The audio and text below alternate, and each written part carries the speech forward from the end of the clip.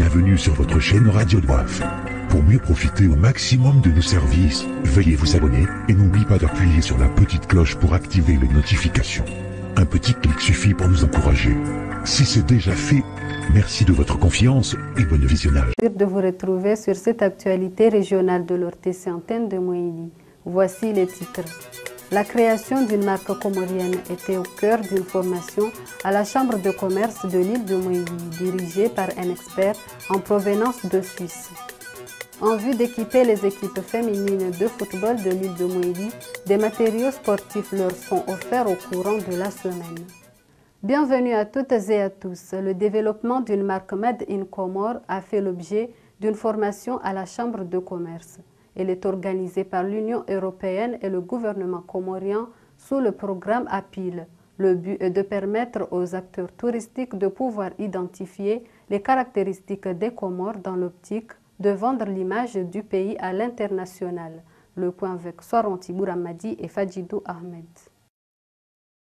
En vue d'appuyer le secteur de la production, de l'industrialisation et de la libre-échange, cet expert en commerce international, Sébastien Luaniti, est dépêché depuis la Suisse. Promouvoir le secteur du tourisme dans le pays en est une priorité. L'entretien avec les acteurs du tourisme de Moïli à la Chambre de commerce, d'industrie et d'artisanat de l'île vise à voir les procédures pour créer un label Made in Comoros à travers la potentialité des ressources dans l'île.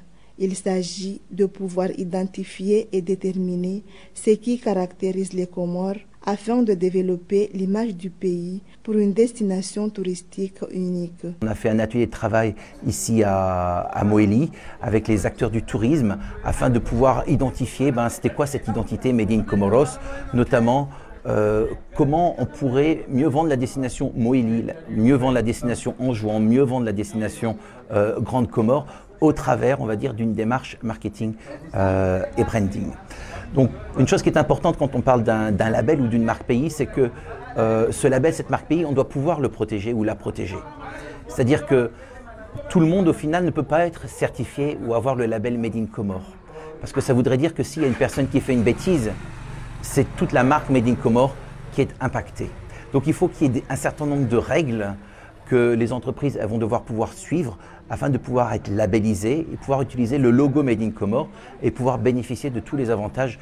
La rencontre s'est tenue également à la Grande Comore et dans l'île d'Anjouan. Plusieurs propositions sont faites à cet expert. Chaque île a proposé son identité, dont l'île de la Tortue pour Moïli, la Grande Comore comme l'île au cœur du feu et enfin Anjouan, l'île au jardin de l'huile d'essentiel. Fin du dépôt du dossier du projet Djiroumé. 141 jeunes porteurs du projet ont déposé leur dossier sur la création d'entreprises. Pour l'année prochaine, les responsables sollicitent l'implication des autres jeunes. Le projet Djiroumé avait besoin de 180 jeunes formés, mais pour l'instant, ici à Moïli, les jeunes ont répondu à masse et on a ramassé 141 projets, mais jusqu'à maintenant, nous sommes l'Innovlab, plus précisément. Nous sommes en phase de sélection pour savoir quel projet prendre, lequel ne pas prendre. Et après, je crois qu'il y aura d'autres occasions. C'est pas seulement Djiroumé qui est là, mais Djiroumé s'est focalisé sur l'agriculture, l'économie bleue, le tourisme et la nouvelle technologie. Tout ce qui concerne l'économie bleue, le tourisme, la nouvelle technologie, tout ce qui concernait dans ces domaines, il fallait venir ici et postuler. Autre volet de ce journal, dans la commune de Mambasa, précisément en Bassin-Takoudja, l'association agricole Mlungano Hakwedi a procédé à une récolte de maïs au cours de cette semaine. Des résultats obtenus grâce à l'appui de l'Institut national pour la recherche de l'agriculture et la pêche au niveau de Moïli INRAP, une façon de lutter contre l'insuffisance alimentaire dans l'île. Soaranti Bouramadi et Bakar Kassim.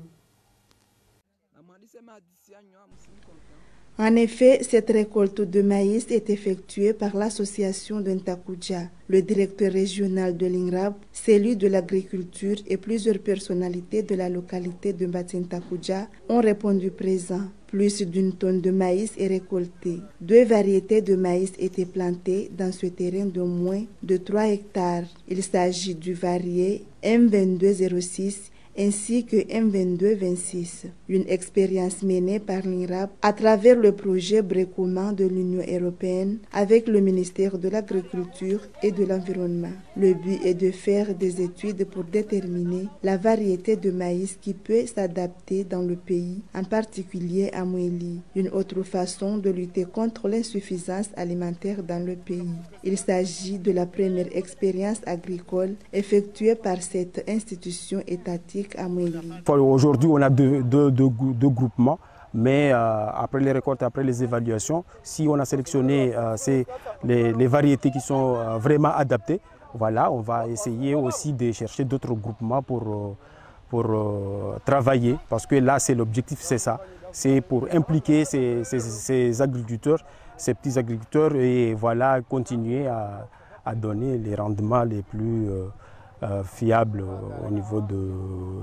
au niveau national. L'expérience est également menée à Mibani dans la région de Djandou. Le groupement agricole des femmes a bénéficié d'un échantillon de 3 variétés de maïs pour les mêmes objectifs. Au-delà des missions d'inspection et de contrôle des denrées alimentaires qui entrent dans le pays, l'INRAB s'est engagé pour la première fois dans l'agriculture. D'où la nécessité de faire des études sur la variété de maïs qui peut s'adapter sur le sol mouélien. Dans le but de lutter contre la dégradation côtière, le mouvement des jeunes cadres de Dioézi a mené une activité de reboisement de la zone côtière de Dioézi. Toutefois, il rencontre actuellement des problèmes dans l'entretien des plantes. Les animaux en divagation, le manque de civisme chez certains en sont les principaux causes. Reportage de Soronti Gouramadi et Tchan Mohamed Delamine. 4 semaines se sont écoulées depuis que le mouvement des jeunes cadres de Dioézi ont effectué une opération massive de plantation des bandamiers ainsi que des acacias dans le littoral de Dioézi. Principal objectif, lutter contre la dégradation de la côte qui facilite la montée de la mer. Une initiative positive qui avait commencé à porter ses fruits puisque sur 300 arbres plantés, la majorité d'entre eux avaient d'ores et déjà commencé à prendre racine. Néanmoins, certains obstacles empêchent énormément l'évolution de ce projet. Il s'agit des animaux en divagation ainsi que la non-implication de certains individus, une problématique majeure pour le mouvement MJCD.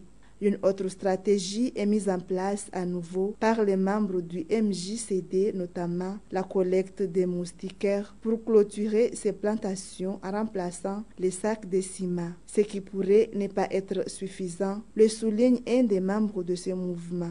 Il y a des animaux en divagation, surtout les cabris, que eux, ils mangent le type d'arbre qu'on a planté.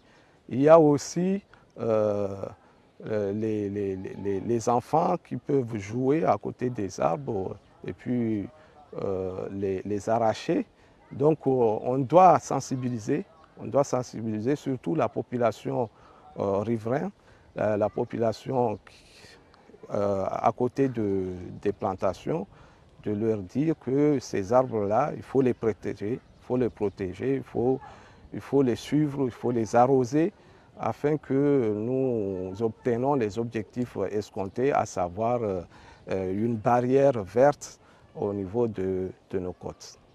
Pour atteindre l'objectif qu'il s'est fixé, le mouvement des jeunes cadres de Dioézi compte sur la sagesse des uns et des autres pour la pérennisation de ce projet pour faire face au changement climatique afin de se protéger contre toutes sortes de catastrophes naturelles.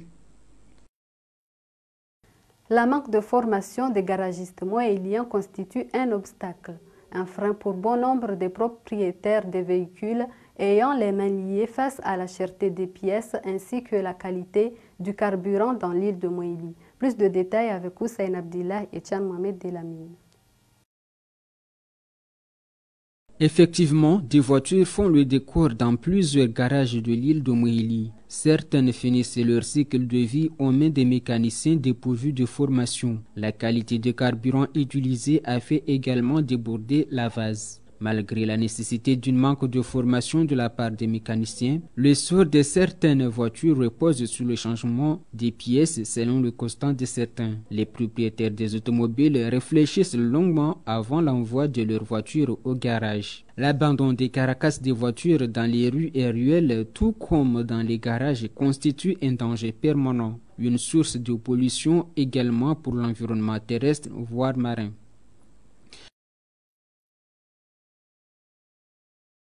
Une opération de nettoyage a eu lieu au courant de la semaine à Mabahoni-Fomboni. Celle-ci est menée par le club des adolescents de ce quartier avec l'appui de l'Association pour le développement et l'environnement de Mabahoni APDM, une manière de redorer l'image de leur quartier et lutter contre les différentes maladies liées à l'insalubrité. Soranti Bouramadi et Chan Mohamed Delamine. Cette opération est en effet menée par le club des adolescents de Mabahoni en collaboration avec l'Association pour le développement et l'environnement de Mabahoni APDM. Ces jeunes travaillent sous le soleil ardent pour atteindre l'objectif qu'ils se sont fixés. Il s'agit de protéger l'environnement mais également redorer l'image de leur quartier. Pour la sécurité sanitaire de la population, ces jeunes conseillent donc la jeunesse de l'île de Moélie de suivre l'exemple faire également.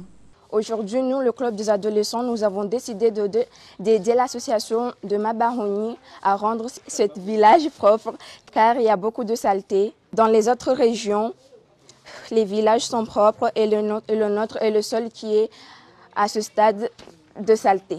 C'est pour ça que nous avons décidé d'aider l'association à faire cette propriété aujourd'hui. J'aimerais passer le message aux jeunes de mon âge de ne pas abandonner et d'être forts, de continuer, car la propriété est nécessaire au monde et nécessaire à nous tous. Notons que le club des adolescents est mis en place par le service d'écoute au niveau de Moélie afin d'impliquer davantage les jeunes dans le combat de lutter contre les violences faites aux femmes et aux enfants. Une mission prioritaire pour ces futurs leaders qui ne les empêche pas d'accomplir d'autres tâches pour le bien de la population moélienne. Et pour finir ce journal, une remise des équipements sportifs au profit des équipes footballistiques féminines de Moélie s'est tenue ce jeudi dans les locaux de la Fédération de football de Moélie. Octroyée par la Fédération de football des Comores, elle consiste à appuyer les équipes féminines. Pour plus de précisions avec Husseini Abdillah. 6 équipes de football féminines de Moélie ont bénéficié ce jeudi un lot de matériaux sportifs à la Fédération du football de Moélie. Il s'agit de l'équipe féminine de Mwalimjini à Djoaezi, Étoile du centre de Salamani, Amitié sportive de Fomboni, 11 étoiles de Salamani à Djanlou, l'équipe de Ndondoni FC et celle de FC Numashiwa. Toutes ont reçu chacune 20 chaussures, 20 maillots complets, 20 chaussettes, 2 maillots pour la gardienne, 2 gants pour la gardienne, 20 collants de brassards pour la capitaine, 10 ballons, 15 chasubles, 20 protèges tibia, un lot de 10 coupelles, haies et plots. Une initiative de la Fédération de football de Comores à la tête duquel Saïd Ali Saïd Atoumani. Le but est d'appuyer les équipes footballistiques féminines en vue de rehausser la qualité des jeux de football à Moélie. C'est une don venant de la Fédération de football de Comores, plus particulièrement Monsieur le Président Saïd Ali Saïd Atoumani, qui nous a donné le don au niveau national de l'équipe de football féminin. Les bénéficiaires de ces matériaux n'ont pas manqué d'exprimer leur satisfaction face à ce geste. Ce n'est pas la première fois que la Fédération de football de Comores octroie ce genre d'équipement, bien que 2 ans sont écoulés sans que les équipes féminines de Moélie n'en ont pas bénéficié. Cette même opération est effectuée en juin et à la Grande Comore.